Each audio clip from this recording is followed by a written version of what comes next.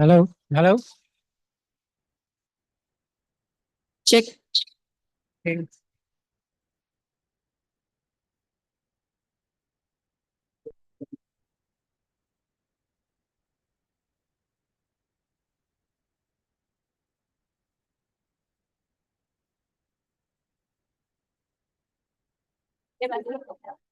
Check.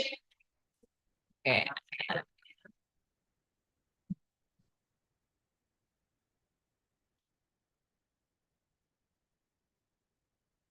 Hello, good morning, everyone. Welcome back again with me, Irka Maharani, at English Podcast in English Camp 2025. And today we have very special speakers, Mr. Alan John Sage. How are you today? I'm fine, thank you. And how are you? I'm very good, thank you. Good, And good. today we also have a very special topic that is a healthy lifestyle habit around the world. Why I can say around the world? Because we are not going not only to talk about the healthy lifestyle in Indonesia, yeah, Mr. Alan, but also the healthy lifestyle in Western countries, especially in England, in yeah, England, and Europe, Europe, and in Western maybe other countries as well. Yes, Yeah, we the can other discuss. countries as well. Yeah. Okay, are you ready, everyone? Okay. Well, if we are talking about healthy lifestyle, what do you think about like the general definitions of healthy lifestyle, Alan? The general Definition. the definition. Yes. Okay, so yeah, I mean that's a good place to start because we have to define what's healthy and what's unhealthy. Yes. So maybe certainly in England in the past, people used to eat more calories because they did more physical labor every day. So we had more like farmers and more builders and more craftsmen. So they were doing physical work every day. But these days, more people work in schools, offices, buildings. So they're not as active. So their diet has got to be different to people who are working an active daily routine. So if you work in construction or you work in agriculture, you will use more calories because you're physically burning more calories every day. Whereas if you're working in a hospital or working in, not so much a hospital because you'll be on your feet all day, but if you're working in, say, an office or you're working as a policeman or something, you may not be burning as many calories on a daily basis. So your calorie intake and the amount of calories you need to burn should be in balance, and that's where the healthy that's where we can sort of say that's the healthy balance of between not having excessive fat or excessive calories. But that will be different depending on whether you're male or female, because we have different fat contents in our body mass index, and also your lifestyle. So how active you are. Yeah. So the more exercise you do, the more physical work you do, then the more calories you will consume per day. So you can't write down on a sheet of paper, you need to consume, 1,200 calories a day or something. Yeah. Because your age, your weight, your lifestyle, and your occupation will mean you need to exercise more. Yeah. Or maybe eat more, because if you're not getting enough energy and calories, you'll be tired all the time and you won't be able to work as hard if you're doing physical exercise. So that's an important distinction. We can't sort of just write numbers down and say you need to do X amount of footsteps per day and eat this many calories per day, because your age, whether you're male or female, or the type of work you do will have an effect on your health, and you will then need to adjust your food intake and your drink intake accordingly. Yeah. So every humans, every people has a difference. Different metabolism, Yeah. different lung capacity. So some people will get out of breath quicker than others, just naturally.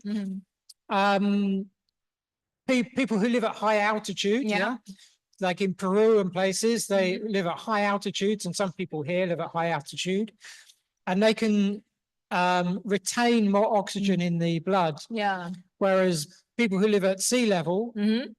they would be out of breath Yes. just talking, yes? Yeah. Not doing anything, just talking. Yeah. You would be out of breath, whereas they could not only hold a conversation, but Yeah. they could do physical work and Yeah. carry on as normal. So there are many factors. that There's many influence- factors, yeah, like the altitude you live at, Mhm. where you were born. Mhm. I think there's even, I forget the name of the island in Indonesia, but the fishermen, Mhm. they deep sea dive, yeah? And because they've done it for generations on this island, Yeah. and they go down and they take a knife and they kill fish from the bottom deep down in the ocean, but they can hold their breath for about 6 or 7 minutes. Wow. And they do it, they'll go down, catch 3 or 4 fish, come back up, and then go down again. Oh. So they're continually holding their breath Oh my God. for 6 or 7 Oh minutes yeah. without any equipment. Yes. Wow. So genetically, the people in the island Mhm. have increased their lung capacity. Mhm. Mhm. So I think in animals, we call it, you get like genetic changes, developments, and so certain animals will develop certain characteristic like seeing in the dark or being stronger, or like we've just been talking, having bigger lung capacity or Yes. more Mhm. oxygen capacity within the blood system. So your body can adapt according Yeah. to your lifestyle. Yeah. So over generations, those fishermen Mhm. have developed diving Yeah. techniques where they can hold their breath for a long period. Yeah. I can't hold my breath for 30 Yeah. seconds, let alone Yes. Yes. 5, Me 6 too. minutes. Yeah. Yes. Me too. So yeah, it's the baseline of health is Mhm. different according to Yeah. your genetics as well Mhm. as your occupation Mhm. and your day-to-day routine. Yes, yes, that's right. And dear audience, as if we talk about health, actually it's not about physically, Ellen, but mental health and then emotional health is Yes. also Yeah, very emotional, important. Yeah. mental, physical, Yes. they all affect one another. Yes, yeah, that's affect one another. If you get a flu or you feel ill, Yes. you feel a bit low, you know, your Yes. energy is low because your body is trying to mend itself. Mhm. And mentally you feel a bit weaker or a bit emotionally down, but Yep. or maybe Mhm. I wouldn't say depressed, but you don't feel happy. You Yeah. feel sad or so your physical health will affect your mental health and vice versa. If you're mentally or emotionally unwell, if you're going through grief or if you have problems at home or with work or something, that will affect your mental health, and that can then affect your physical health. Yeah. So one can affect the other or directly affect the other. And that's important to think about. Sometimes when I used to work in the UK, on a day-to-day basis, I was fine. Yeah. But sometimes I might get like a cold sore or an eye infection or something. It might be very minor, Yeah. but I knew that was a sign of my body getting stressed. So I just take a day off work Yeah. and then recoup and eat better, you know, and just mentally be aware that, okay, although I feel okay, my body is saying you're tired. Yes. Yeah. So the body give like the body give you signals, Yeah. but I learn that those are my body signals for stress. But for somebody else, it might be like a weeping eye, or it Yeah. might be just tiredness, but that's where you need to understand your own Yeah. symptoms, because you might have a weakness in your body. Yes. It could be maybe your foot or something. Some people maybe feel it in their hands. It's like your weakest point will always become infected first. Yeah. It's and for me, it used to be either a cold sore or like a eye irritation. Yep. But if you're aware of that, then I knew, okay, I make sure I have a healthy diet the next few days, take plenty of rest, sleep well, and start to think, be more aware of my body. So drink more liquid, just simple things, just to make sure that I'm getting enough rest, eating well, and thinking positively, Yes. Yeah, Yeah. taking care of yourself. Yeah, yes, of course. Because actually the most only ourselves know our body. Yeah, you can go, I could have gone to a doctor and he Yeah. would have said, okay, yeah, you've got Yeah. an ulcer Mhm. and given me an ointment. Yeah.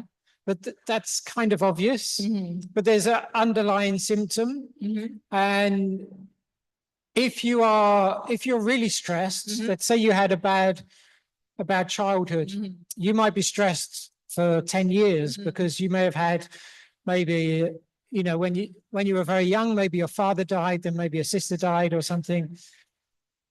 You might then be stressed at home because you're helping your Yeah. mother and taking care of family and relatives, and you're dealing with grief, and maybe there's a bully at school or another Yeah. compounding factor, Mhm. and then you may then become physically ill, maybe stomach or kidneys or something Mhm. Yes.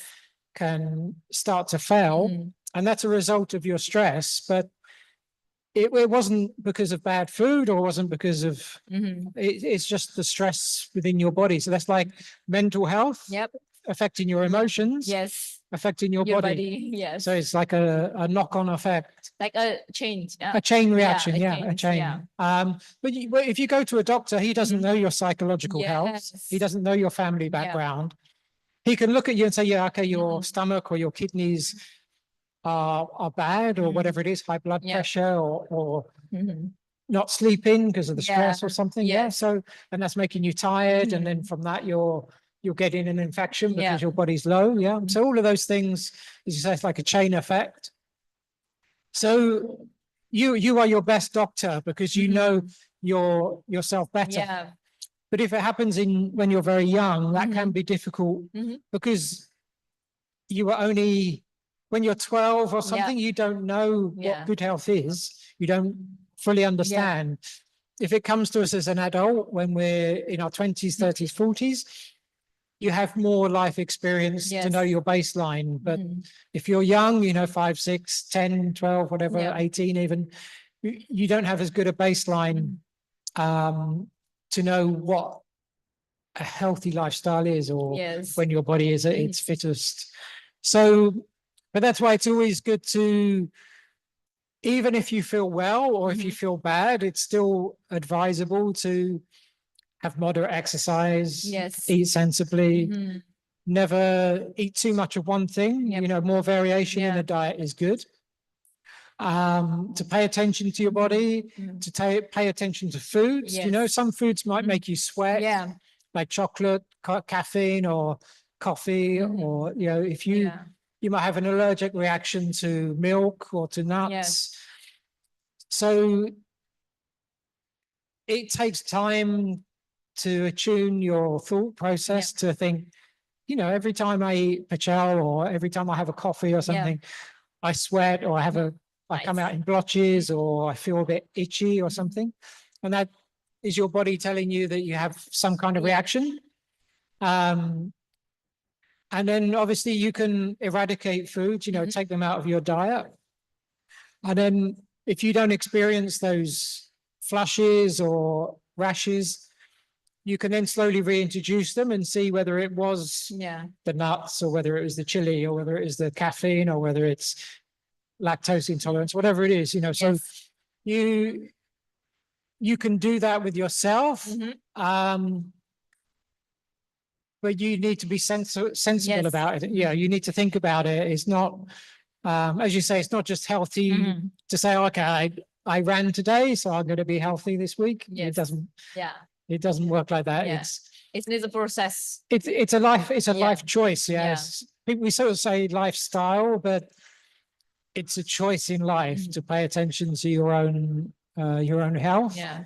And also the health of the people around you, because you will notice your friend or something, or a teacher, you may not notice, they may not notice that they are feeling down or unhappy, but you might notice, the last week, she's been a bit distant, or a bit quiet, or not her lively self, not positive. So you can take them to one side and say, I see this week you've not been quite yourself. Is everything okay? You're feeling well, or do you need to take a break, or problems at home? Is it food, or is it mentally, or is it physically, emotionally? They might have a relationship problem, or they might have, any kind of problem, and that can be affecting your well-being. Let's call it well-being, meaning all types of health. Physical, mental, emotional. Yes.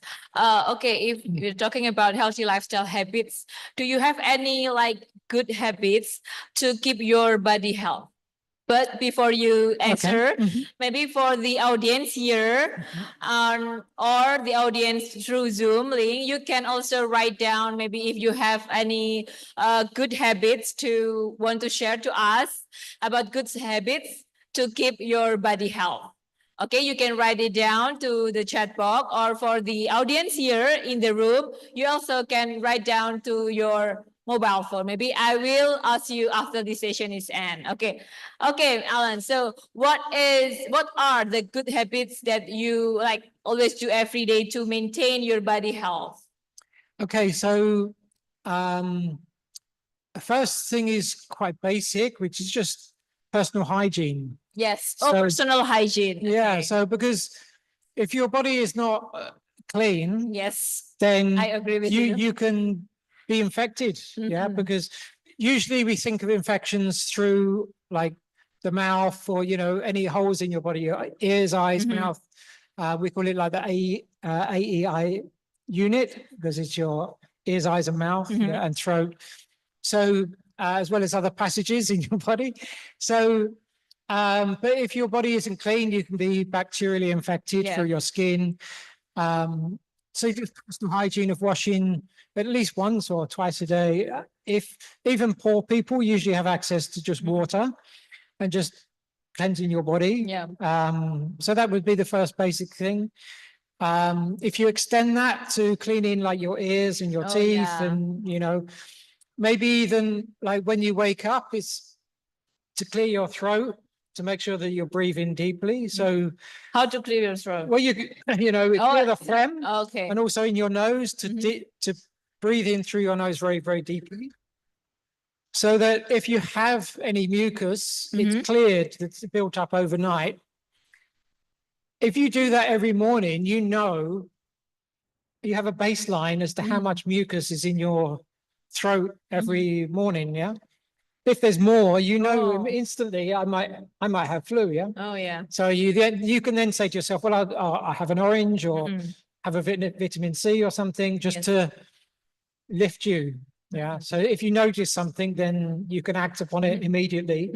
Then that won't develop into a sore throat and a full-blown flu, because you've noticed, just by clearing your throat and your nasal passages in the morning, just by taking a deep breath, like 2 or 3.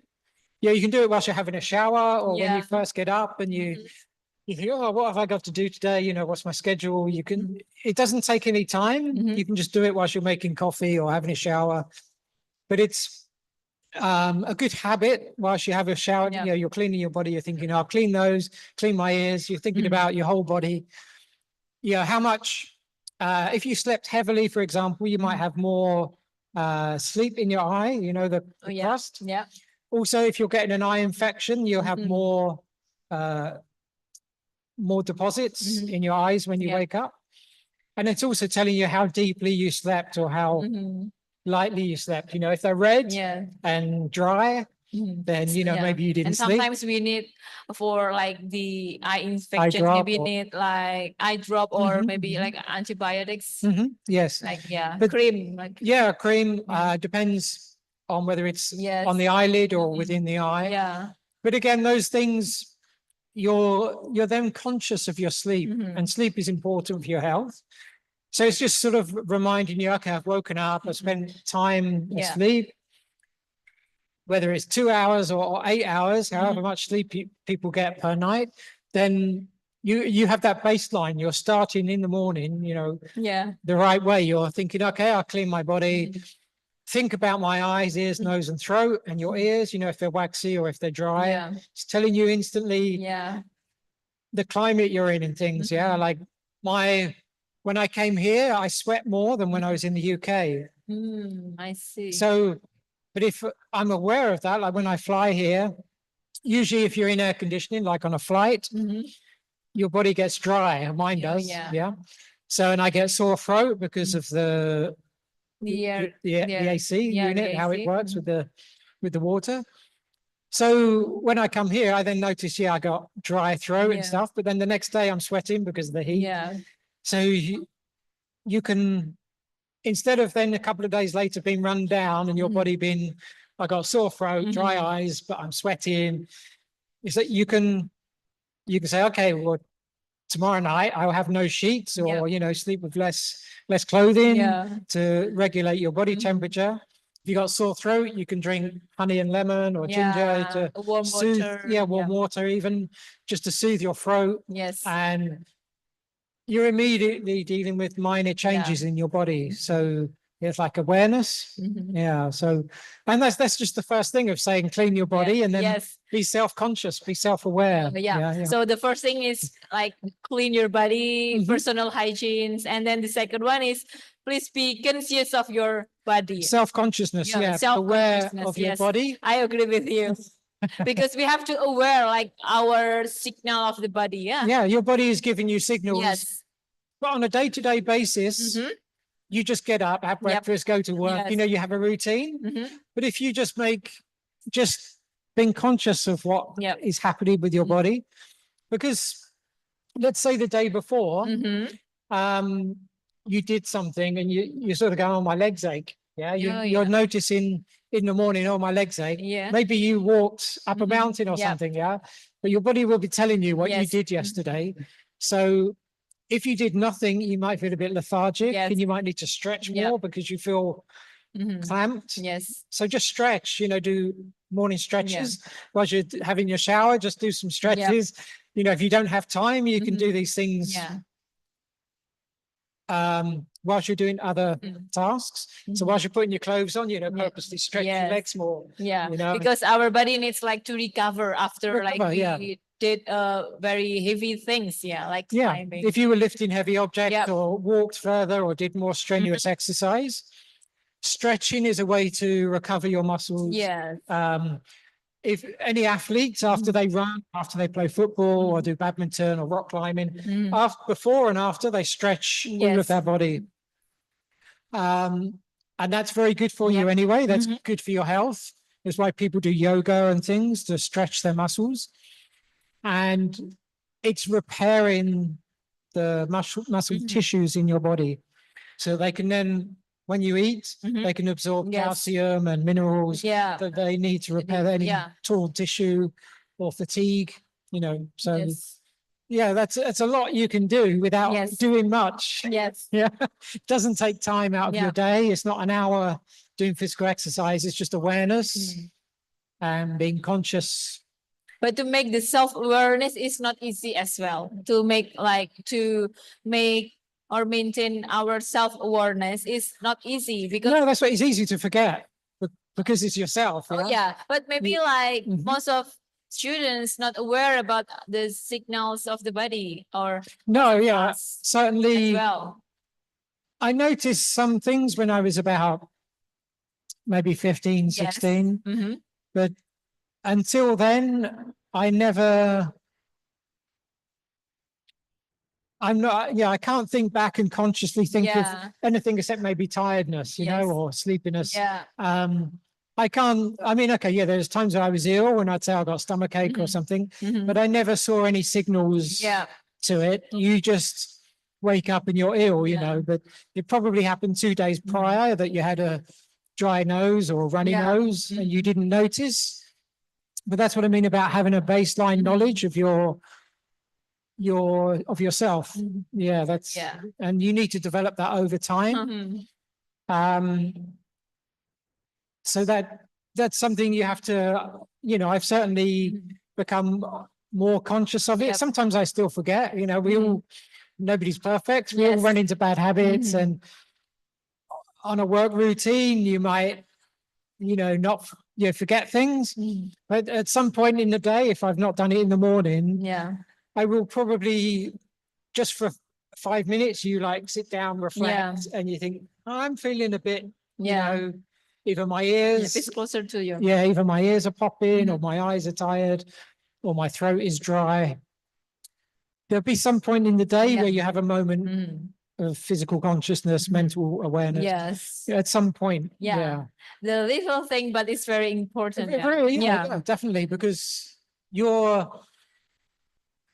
your own first aid. Yeah, Mhm. nobody else. Yeah. If you have that knowledge of yourself and awareness, if you're at work or school or wherever with somebody, Yep. if you have that about yourself, you will notice it about other people. Mhm. So you can become their first aid, and notice their body change. Maybe, as I say, you notice they're quiet or depressed or runny nose, coughing or Yeah. something. Sometimes you might notice it with children or something. You go, oh, he's just really quiet, sitting in the corner, or actually he's been really boisterous. Maybe he's had too much sugar or something. Yes. Or maybe you can hear them coughing. Mhm. So you can notice it in other people who haven't yet developed that self-consciousness, that self-awareness. So yeah, it's important to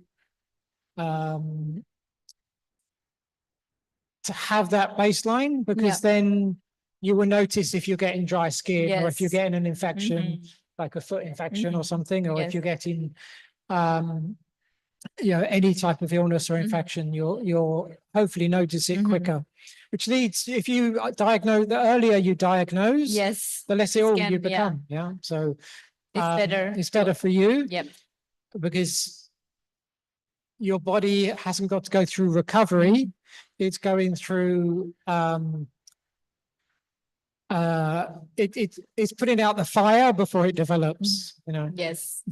Yeah, that's right. Okay. For all the audience here or in online Zoom, you can write down like maybe the good habits to keep your body health. You can write down here in the chat box, or for all the students here, you can write down in the mobile phone. Okay. And for the next questions, because our topic today is talking about the good habits to keep our body health around the world, especially talking the difference about maybe, is there any like differences while you live in Indonesia and before in England? Is there any like differences about how to keep our body health? Yeah, I mean, I think there are cultural norms. Yeah. Oh, yeah. The cultural norms. And there are cultural differences. Yes. So those will affect your health. Yes, of course. Because they are like your daily activities, your food intake. Yep. And emotionally, like some of the differences, like in the UK, our families are spread more distant apart. Yeah. Okay. Oh, I see. So we live further apart. Yeah. And we have less family units. Yeah. Okay. So whereas in Indonesia, you have a tighter family unit. So you will live next to your parents or your uncles, your nieces, your nephews, aunties, grandmas. They all live either in the same house or in the same gang or the same jalan. They all live in the similar area. If not directly next door, then you can walk 5 minute, 1 minute, 2 minute walk to your family. So like my wife here, all her family live in the same gang. Like the land was owned by her great grandparents, and then that's been given to each generation. Yeah. So then the children live there, the grandchildren, the great grandchildren, they all live there. Yeah. Some might go and work in abroad or work in Surabaya or different towns and cities, but generally you have a very close, not only geographically close, but I think it makes you emotionally closer, and you have day-to-day support more. So like when I was working, if in the UK, if I needed help, I'd have to make a phone call, and then my nearest relative would live an hour, 2 hours away. So if I was just poorly, they couldn't come and give me medicine or look after me, or if I you know, that immediate support isn't there. So here you have if I need help or if I need, there'll be 20 people that can go and get me Yes. ginger and lemon or Mhm. a medicine or whatever. Yes. And they can give their input. Mhm. So you have immediate emotional, mental support, which gives you better access maybe to healthcare Yeah. because you have more opinions as to whether you Mhm. need to go to hospital, whether you need to go to just get medicine and rest, and there'll be people to do your day-to-day activities. So that family support is a really it's excellent. Excellent support. It's really good at giving you extra pairs of hands, extra knowledge. Because you might talk to your sister Mhm. and they will say, "I'll take this tablet. I Yes. found they were good." But your grandma will say, "No, don't take that. I got this herbal medicine I've just Oh, made yeah. for you. Yeah, and it's Mhm. got this herb in it, this spice, Yes. and these are all good for your body. Drink this. Don't take this Yeah. medicine." So you'll get an offer of traditional medicine, maybe modern medicine, Mhm. and you can then choose, whether in the past this has worked for me better than this. But you can then make a choice as what's better for you. But at least you've got Yeah. 3 or 4 people advising you, Yeah. giving you support. You Whereas have to choose. you have to which one, yeah. choose, but that's better, Yeah. Okay, Yeah. maybe your grandma might have more say than your Yes. sister, but might be Yes. the other way around, Yep. according to your family's character. Yes. But at least you have this support around you, and then if you are Yeah. unwell, they can phone your boss or they can say, Yes. if you collect your kids from school or something, Mhm. whatever. So you have that support. But I'd say that support isn't there in the UK as much. So that's a really big help for your day-to-day health. Yeah. And that's like having a hospital or a doctor within the house, and you got a little bit of medical care, a little bit of emotional support. You've got people who can do all your errands, maybe clean your house or cook yeah. your dinner. So that's a really good positive you have, that family support. And you tend to have bigger families. Yes. Yeah. Like my uncle here, he has Yeah. 15 children. Yeah. That's a lot of support. Yes. Children. Okay. Well, audience, due to the limited time, we only have like 1 minute left to Okay. share. Okay. Do you have any like a motivational statement to the students here or to the participants through Zoom? Do you have any like a closing statement to keep our body health? So yeah, like as I say, healthcare, both mentally, physically, and emotionally, it's personal to you. Mhm. So when you feel good Yes. and when you feel bad. Mhm. So always try and stay in that positive, Yep. good Mhm. state, physically, emotionally, and mentally. Yeah. And when you feel like that, it's easier to give off support to your Mhm. friends, family, neighbors, workmates, colleagues. So do that on a daily basis and, be active, Mhm. Be active. active. Yeah. So that doesn't mean scrolling on the phone. Yes. You can do that Yeah. to a certain extent. That's fine. But be physically active, emotionally active, mentally active, so that you're every day you are working your body. Yeah. Yeah. Because you can see in old people, if they just sit and stagnant, Yeah. they're not being motivated. Yeah. If you go and talk to them, tell them jokes, give them information, Yeah. news about what's Yeah. going on in the world, Yeah. So they are thinking, Yeah. and they're responding. Yes. They're communicating, very communicative humans. Yeah, we like to talk. So like 3 words, stay active, Active. emotionally, physically, and mentally active. yes. Okay. Yeah. Please give applause for Alan. Yay. So due to the limited time, we have to close this talk show this morning. And goodbye. Wassalamualaikum warahmatullahi wabarakatuh. Yeah. Thank you for all the audience from form Zoom link as well.